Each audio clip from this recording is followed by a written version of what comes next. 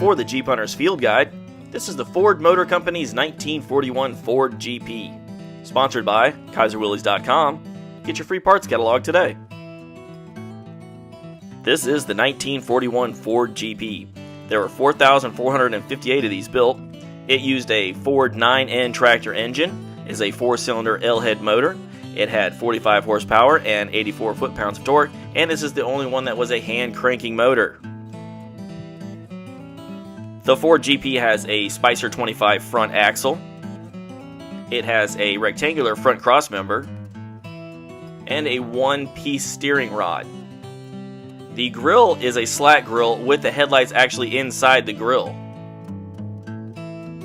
You can see that the transmission and the parking brake are in the same area on the floorboard. The bucket seats are metal with canvas cushions and is a rear tubular back seat. You can also see the protruding machine gun mount, which will be standard on the later MBs and the GPWs for World War II. All of this is on an 80-inch wheelbase and a curb weight of 2,150 pounds. It has a 2-speed Spicer 18 transfer case and a 3-speed Ford GP 7000 transmission.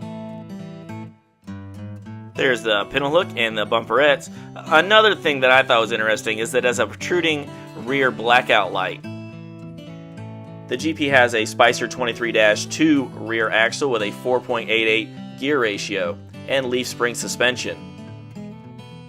This is a Ford script Jeep because of this embossing right here.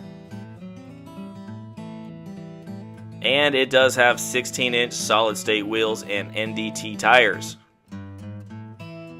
The storage bins are in the rear wheel wells of the Ford GP, and you can see that the lids are the embossed type, which will later be used in the GPWs.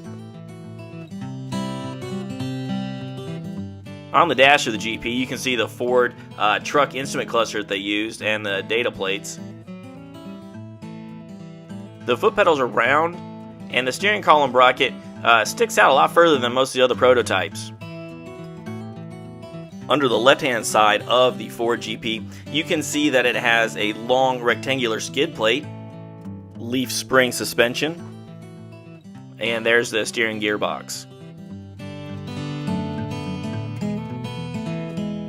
And lastly, it does have a 2-piece forward pivoting windshield with one manual hand wiper at the top.